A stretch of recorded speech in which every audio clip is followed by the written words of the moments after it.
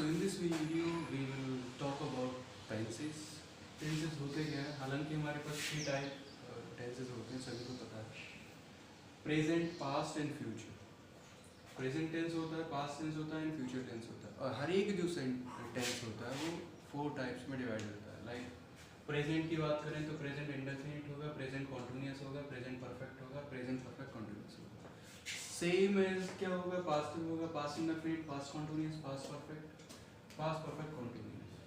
बिल्कुल ही सेम यहाँ पर फ्यूचर इंडेफिनिट में होगा, फ्यूचर इंडेफिनिट होगा, future continuous, future perfect and future perfect continuous. Means सभी में 4 काइंड्स होते हैं और ये हमें धीरे धीरे पढ़ने पड़ते हैं।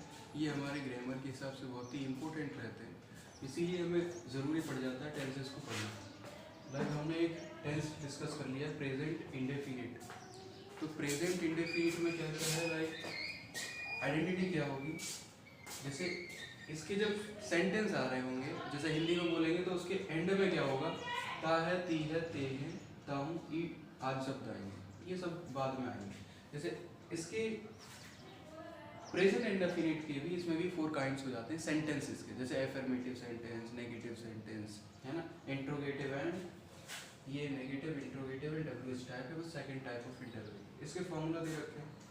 जब भी प्रेजेंट इंडेफिनिट आएगा तो इसमें सब्जेक्ट आएगा, सब्जेक्ट हो सकता है सिंगुलर हो, प्लूरल हो। सिंगुलर हुआ तो वर्ब की फर्स्ट फॉर्म में ऐसे ही इस लग जाएगी, इसकी वर्ब की फर्स्ट फॉर्म ही आएगी, कुछ नहीं आएगा प्लूरल, ठीक है। और ऑब्जेक्ट आता है, जैसे एग्जांपल है मोहन एक आम खाता है, तो मोहन ईट्स अ मैंगो। तो यही अगर एक सेंटेंस हम बोल देते हैं मैं एक आम खाता हूँ, तो आई ईट अ मैंगो, ईट्स नहीं आएगा क्योंकि आई एक प्लूरल, ठीक है।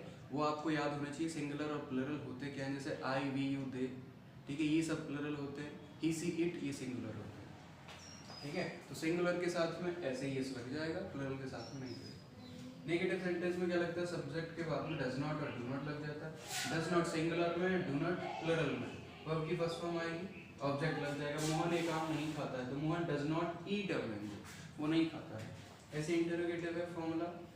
फॉर्मूला में क्या होगा, इंटरोगेटिव में डज और डू ये पहले आ जाते हैं। अगर सिंगुलर हुआ तो डज पहले आएगा, डू, ठीक है, प्लूरल के साथ में आएगा।